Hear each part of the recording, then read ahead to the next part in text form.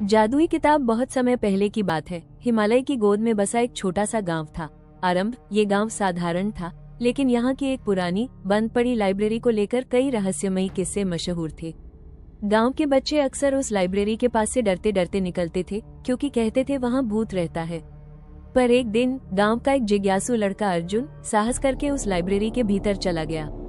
अंदर धूल और जाले थे, लेकिन दीवारों पर ढेर सारी किताबें सजी थीं। तभी अर्जुन की नजर एक चमकती हुई किताब पर पड़ी। वो किताब खुद ब खुद उड़कर उसकी ओर आई और उसके हाथ में आ गई। उस किताब का नाम था अलौकिक ज्ञान की कुंजी। जैसे ही अर्जुन ने किताब खोली, एक तेज रोशनी कमरे में फैल गई और एक रहस्यमयी आवाज गूंजी, जो सच्चे दिल से ज्ञान चाहता है उसे ये किताब जादू सिखाएगी। अर्जुन ने पढ़ना शुरू किया और धीरे धीरे उसमें लिखे मंत्रों और संकेतों को समझने लगा। कुछ ही दिनों में वो हवा में चीजें उड़ाने, पानी को आग में बदलने और पेड़ों से बात करने जैसे जादू सीख गया। लेकिन किताब ने उसे एक चेतावनी भी दी थी, जादू का उपयोग केवल भलाई के लिए करना, वरना इसकी शक्ति तुम्हें ही नष्ट कर देगी। एक दिन गांव में भयानक सूखा पड़ा। अर्जुन ने किताब से सीखा जादू इस्तेमाल कर गांव के पास नदी का जल गांव तक पहुंचा दिया। सारे गांव वाले उसे भगवान मानने लगे, लेकिन अर्जुन विनम्र रहा और बोला, ये सब उस किताब का जादू है, मेरा नहीं। पर तभी गांव में एक लालची आदमी भैरव को उस किताब के बारे में पता चल गया।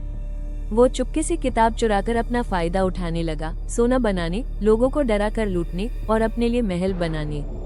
किताब ने ये देखा और खुद को अचानक बंद कर लिया।